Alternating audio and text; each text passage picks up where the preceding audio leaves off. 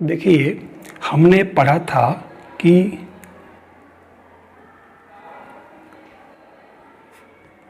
परवलय Y square equal to 4x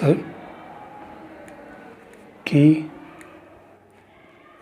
स्पर्श रेखा का समीकरण होता है Px1y1 पर। वो हमने पढ़ा y1 equal to 2a into x plus x1। ये हमने परवलय की स्पर्श रेखा का समीकरण पढ़ा बिंदु Px1y1 पर। अब बात आती है स्पर्श जीवा, कॉन्टैक्ट कॉर्ड। कॉन्टैक्ट कॉर्ड जो होगी, मैं आपको बता दूं कि जो परवलय होता है आपके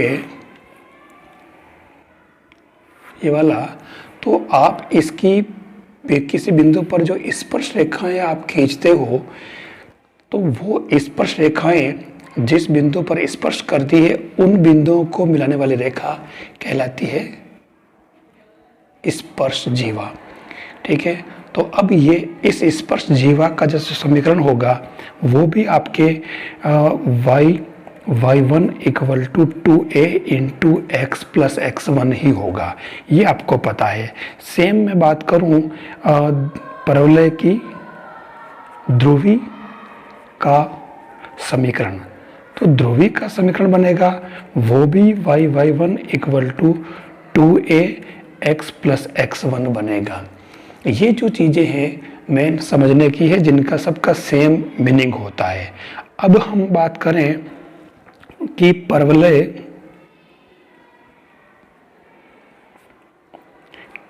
के प्राचलिक निर्देशांक वो क्या होते हैं। प्राचलिक निर्देशांक, जिस तरीके से हमने जब वृत्त पढ़ा था, तो वृत्त के लिए जो अपन ने लिया था x square plus y square equal to a square, तो हमने इसके लिखे थे x equal to a cos theta, y equal to a sine theta. ये इसमें रखोगे तो इसको संतुष्ट करेगा। तो सेम ऐसे ही इसके जो प्रचलित निर्देशांक होंगे वो लिखने का या बोलने का तरीका ये होगा कि बिंदु T पर x इक्वल टू आपके जो होगा वो AT स्क्वायर और y इक्वल टू 2AT, ये आपके प्राचलिक निर्देशांक है। ये अगर आप इस परवलय के अंदर पुट करते हो इसके अंदर, तो उस केस में ये इसको संतुष्ट करेंगे। अब बात आती है जब ये आपके पैरामीट्रिक इक्वेशन हो गए, मतलब बिंदु T लिया जाए, तो बिंदु T पर ये हो जाएगा AT स्क्वायर और 2AT। ये आपके पैरामीट्रिक कोऑर्डिनेट्स हैं। तो अब अगर ये पूछा जाए इसके अंदर के इन बिंदुओं पर अभिलंब का समीकरण क्या होगा और उसका स्पर्श रेखा का समीकरण क्या होगा, तो आप देखना, मैं आपको इसके अंदर बता दूं। सबसे पहले अगर इस पर T पर ये तो लिख दिया, अब मैं पहली बात लिखता हूं T पर स्पर्श रेखा का समीकरण। आपको मालूम है कि स्पर्श रेखा का समीकरण होता है y1 equal to 2a x plus x1। तो आपको क्या करना है, जब ये अगर बिंदु आ गए हैं आपके पास में, तो उस केस में आपको डायरेक्ट इसके अंदर इनकी वैल्यूज पुट कर देनी है y1 और x1 की जगह। मतलब y और y1 की जगह आप रखेंगे 2AT और 2a, और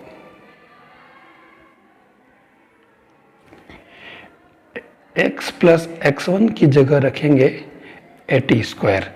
तो इसको अगर आप सोल्व करोगे तो फाइनली जो स्पर्श रेखा का समीकरण आएगा वो आएगा आपके T y equal to x plus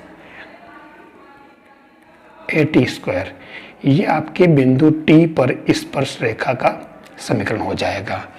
अब हम बात करें नेक्स्ट जो है स्पर्श रेखा का समीकरण हो गया, तो अब हम इसी में सेम अभिलंब की बात करें तो अभिलंब का जो समीकरण होगा वो इसमें क्या होगा। सेम पैटर्न जो अपन ने अभिलंब का जो समीकरण निकाला है उसी से हम इसके अंदर स्पर्श रेखा का समीकरण भी निकाल लेते हैं, मतलब अभिलंब का भी निकाल लेते हैं। तो आपको पता है Px1y1 पर अभिलंब यानी कि नॉर्मल का इक्वेशन वो होता है y minus y1 equal to minus y1 upon 2a और x माइनस x1। ये लिखा किसी से आपको पता होगा, कोई विशेष बात नहीं है। जो अपने स्पर्श रेखा का समीकरण था ना 2a into x plus x1, तो इसी से ये इसके अंदर इसका जो डाल है वो अपन ने m1 m2 इक्वल टू -1 कर दिया। तो इससे हमने अभिलंब का समीकरण निकाल लिया। अब इसके अंदर अगर वैल्यू पुट करोगे कौन सी वाली, x इक्वल टू 80 स्क्वायर और y इक्वल टू 280, तो आप यहाँ पुट कर दें y1 यानी कि 280 माइनस y1 यानी कि 280 अपॉन 2a और x माइनस 80 स्क्वायर, और इससे हमारे ये जो फाइनल आंसर आएगा वो आ जाएगा y plus t x equal to 280 plus 80 cube. ये आपके फाइनल इक्वेशन इसका अभिलंब का समीकरण आ जाएगा। तो बिंदु T पर अभिलंब के समीकरण आपको पता होने चाहिए। अब देखिए, मैं इस बिंदु T पर अभिलंब की बात है, मैं इसमें एक बहुत ही अच्छा क्वेश्चन लेता हूं, और ये क्वेश्चन क्या, ये एक मानक रिजल्ट है जो आपको समझना पड़ेगा और याद भी रखना पड़ेगा। क्वेश्चन है, परवलय y square equal to 4ax के बिंदु P 81 स्क्वायर, 281 पर अभिलंब पुनः बिंदु Q 82 स्क्वायर 282 पर मिलता है। तो प्रूव दैट, और वो हो जाएगा आपके T2 equal to minus T1 minus 2 upon T1। ये एक इम्पोर्टेंट रिजल्ट है और इस रिजल्ट को हमेशा हमें डायरेक्ट याद रखना चाहिए, क्योंकि ये ही रिजल्ट जो ऐसा है जो डायरेक्ट पूछा जाता है इसके अंदर। तो अब इसको कैसे करेंगे, वैसे आपको इस रिजल्ट को डायरेक्ट याद रखना, क्योंकि ये बात पूछी जाती है तो इसको मानक रूप में एक फॉर्मूले के रूप में भी इसको यूज़ करते हैं। अब कैसे, मैं इस अभिलंब के समीकरण को यहाँ लिख लेता हूँ, या लिखने के बजाय, क्योंकि इसने अभिलंब पर मिल रहा है तो इस पर अभिलंब यानी कि मैं इसमें पुट कर लेता हूँ। चलो लिख देता हूँ Tx equal to 280 plus 80 cube. अब मैं इसके अंदर क्या कर रहा हूँ कि जो हमारे जो इक्वेशन है इसकी मेन, वो क्या बनेगी, क्योंकि पहले अगर इस बिंदु की बात करेंगे तो ये हमारे T1 और T1 बन जाएगा, क्योंकि बिंदु T पर अभिलंब का समीकरण लिया है। तो अब इसके अंदर हम क्या करें, पुनः ये अगर इस बिंदु पर मिल रहा है ना, जैसे जो परवलय है, ये परवलय है और जो अभिलंब है, मान लो पहले इस पर मिल रहा है, ठीक है, और अभिलंब कहाँ होगा, इस स्पर्श रेखा पर जो है लंब होगा वो, और ये अभिलंब पुनः इस पर मिल रहा है तो यहाँ पर स्पर्श रेखा होगी, यहाँ पर भी लंब, तो सपोज ये P और ये Q है, तो फिर से यहाँ मिल रहा है परवलय पर, तो हम क्या करेंगे, इन बिंदुओं को x y की जगह पुट कर लेते हैं। तो y की जगह बैठेगा 282, इस देखिए यहाँ स्क्वायर नहीं लगेगा, हाँ मिस्टेक हो गई, तो 282 प्लस T1 और x की जगह 82 स्क्वायर, 281 प्लस 81 क्यूब। तो ये क्या बन जाएगा, इसको अगर सोल्व करें तो 282 plus T2 square equal to 281 plus 81 cube. अब इसके अंदर कुछ नहीं करना, 2a तो आपके मतलब a तो आपका यूं का यूं कैंसिल हो जाएगा, और अब बच रहा है आपके क्या 282 प्लस T2 स्क्वायर, फिर यहाँ 281 प्लस T1 क्यूब। अब इसके अंदर अगर आप ध्यान से देखो तो हम इसके अंदर क्या करें, इन दोनों से तो मैं 2 कॉमन ले लेता हूँ, इससे और इससे, तो ये क्या बन गया आपके T2 माइनस T1, और इसको मैं उधर शिफ्ट करूँ तो इनमें से T1 कॉमन आएगा, तो उस कंडीशन में क्या बचेगा, T1 square minus T2 square. तो फाइनली अगर आप देखो तो इधर जो बच रहा है आपके 2T2 minus T1 equal to T1, और यहाँ बनेगा T1 प्लस T2, और दूसरा बनेगा T1 माइनस T2। ध्यान से अगर देखो तो अगर इसमें माइनस कॉमन ले लूँ तो ये माइनस और ये प्लस, तो ये T1 माइनस T2 से ये कैंसिल हो जाएगा। अब आपके पास में जो बचा है वो क्या बचा, ये बचा है आपके पास में -2 equal to T1 into T1 plus T2। अगर इससे आप T2 निकालते हो तो माइनस का T1 और माइनस का 2 अपॉन T1 बचेगा। ये आपके पास इसकी फाइनल जो रिजल्ट है, जो हम कह रहे थे, ये मिल जाएगा। ये काफ़ी इम्पोर्टेंट रिजल्ट है और हमें इसको याद रखना चाहिए। अब मैं जो ले रहा हूँ वो टॉपिक है उस जीवा का समीकरण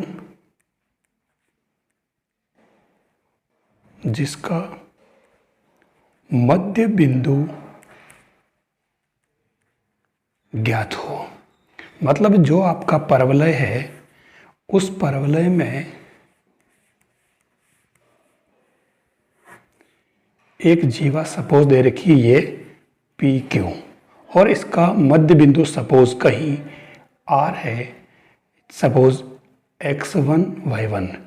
तो इसका मध्य बिंदु जब ज्ञात हो तब जो हम समीकरण कैसे निकालते हैं, आपको पता होगा कि हमने जब सर्कल की बात की थी तब x square plus y square equal to a square के लिए हमने मध्य बिंदु का जो बिंदु पथ निकालने का जो तरीका लिया था वो t इक्वल टू S1 लिया, जहाँ पर t क्या है, टेंजेंट, मतलब x1 plus y1 equal to a square, मतलब इसको माइनस में कर दो, और S1 जो है स्पर्श रेखा की लंबाई है, मतलब x1 square plus y1 square minus a square, ये हमने लिया था।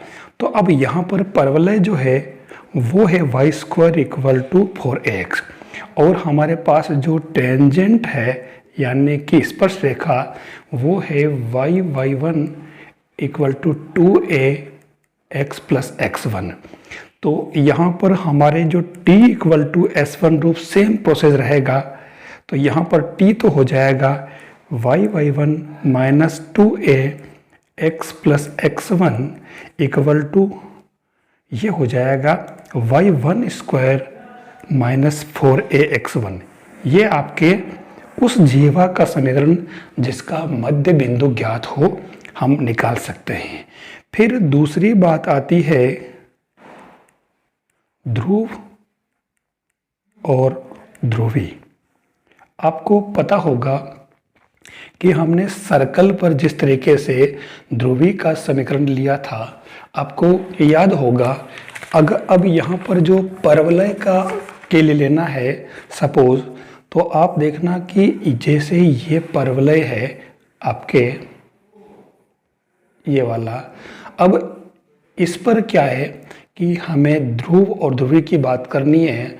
तो सपोज मैं एक जीवा ले लेता हूँ पी बिंदु है x1 y1। अब यहाँ से मैंने जो सेगमेंट लिया है, इस सेगमेंट पर जो स्पर्श रेखाएं होगी ये वाली, ठीक है। ऐसे ही इसी से एक सेगमेंट आप इधर से यू ले लो, तो यहाँ पर जो स्पर्श रेखा होगी इन पॉइंट्स पर वो ये होगी। तो अब इन दोनों बिंदुओं को यानी स्पर्श रेखाओं के प्रतिच्छेद बिंदुओं को मिलाने वाली रेखा जो होती है वो होती है ध्रुवी परवलय की, और ये आपके ध्रुव हो जाएंगे। तो ध्रुवी का जो समीकरण बनेगा वो आपके क्या बनेगा, सेम वही प्रोसेस है आपके ये यहाँ पर जो स्पर्श रेखा का समीकरण है वही आपके ध्रुवी का समीकरण हो जाएगा। क्या, y1 equal to 2a x plus x1। ये आपके जो स्पर्श रेखा का समीकरण था वही आपके ध्रुवी का समीकरण भी हो जाएगा। अब जैसे एक क्वेश्चन लेता हूं मैं, क्वेश्चन है सपोज एक परवलय है, परवलय y square equal to 4ax के सापेक्ष रेखा 2x minus 3y equal to 2a का ध्रुव ज्ञात करना है। अब हम इसमें करेंगे क्या, आप देखना यहाँ हम इसमें ये जो दिया इसने उसके अंदर हम ऐसा करते हैं, ये जो हमारे पास में ध्रुवी का समीकरण में इसको पहले सही कर लेता हूँ। कैसे, 2ax minus y1 plus 2ax1 equal to 0। अब दूसरी ये रेखा जो दे रखी है हमारे पास, ये है 2x minus 3y minus 2a equal to 0। अब आपको इस रेखा और मतलब ध्रुवी और इस के जो रेखा दे रखी है इन दोनों से अपन कंपेयर करें तो x का गुणांक क्या है 2a और यहाँ x का गुणांक है 2। फिर यहाँ y का गुणांक क्या है माइनस y1 और यहाँ आपके इधर y का गुणांक क्या है माइनस 3 और इधर आपके गुणांक है 2ax1 ये माइनस 2 है। बस आप अगर इनको आगे बढ़ो तो y1 जो हो जाएगा देखो 2 से 2 तक कैंसल और y1 आगे आपके 3a। सिमिलरली इससे आप x1 निकालोगे तो x1 आएगा माइनस a। तो आपके जो रिक्वायर्ड पोल यानी कि ध्रुव क्या हो जाएंगे माइनस a और y1 जो है वो 3a। ये आपके रिक्वायर्ड ध्रुव आ जाएगा। ये तो हुआ ध्रुव का मामला। अब हम बात करें जो अगला टॉपिक है वो है आपके परवलय के व्यास का समीकरण। अब आप परवलय का व्यास, पहली बात तो परवलय का व्यास होता क्या है आप देखना, इसने जो कहा है परवलय का व्यास वो है, पहले लिख देता हूं चलो,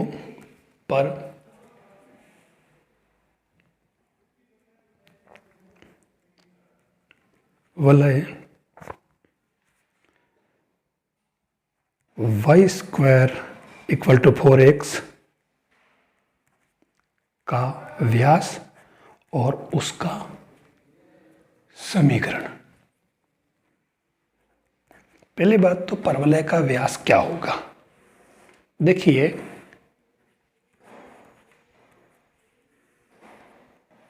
ये परवलय, अब इसके अंदर परिभाषा ये है कि परवलय की समांतर